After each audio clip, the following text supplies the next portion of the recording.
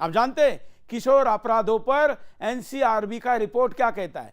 Graphic दिखाइए। हमारे लोग केवल घटना के समय वायरल चीजों पर चलते हैं, ट्रेंडिंग चीजों पर चलते हैं, लेकिन ध्यान नहीं देते कि हमारे समाज में लगातार सरकारी एजेंसियों के डाटा आते रहते हैं। एनसीआरबी का डाटा क्या कहता है? दिल्ली सूची में किस स्थान पर है, कौन सा राज्य अपराध में सबसे ज्यादा है, हम इसके तरफ नजरअंदाज करते हैं। 2020 में नाबालिगों के खिलाफ 2643 से अधिक मामले दर्ज किए गए थे। ये हम यहाँ पर भूल जाते हैं और लोगों को सच्चाई नहीं पता है, और इसलिए हम केवल एक घटना होती है उस घटना के पीछे दौड़ते हैं, उसके बाद फिर भूल जाते। किशोरों द्वारा अपराधों में महाराष्ट्र सबसे आगे, सबसे संस्कारी राज्य सबसे आगे। किशोर अपराध में सबसे अधिक संख्या महाराष्ट्र में 4406 की है।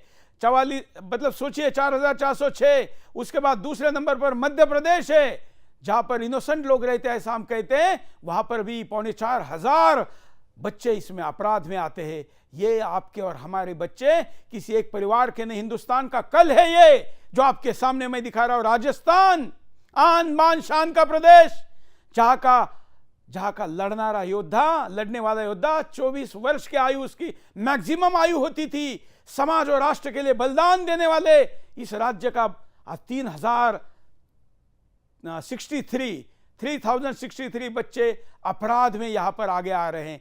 दिल्ली में हालांकि ये मुझे भी ताज्जुब है, मैं तो दिल्ली एक नंबर पर मान रहा था, लेकिन यहाँ दिल्ली भी है और दिल्ली में 42% है। और आप समझिए कि यह आंकड़ा करीब आधा है, आधा अपराध करने वाले बच्चे हैं।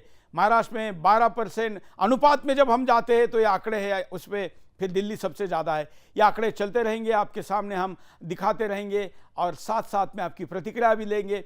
ये भी आप देखिए ताकि आपको पता चले कि इस बड़े नंबर में कहीं आपका बच्चा, फिर कहता हूं, वेदांत जब तक एक्सीडेंट नहीं कर रहा था ना किया, तब तक उसके माँ बाप, उसके मित्र और आप भी उसको निर्दोष मान रहे थे, जबकि वो दोषी था। एक्सीडेंट होने की देरी केवल थी। ये इसके पीछे का फैक्ट है।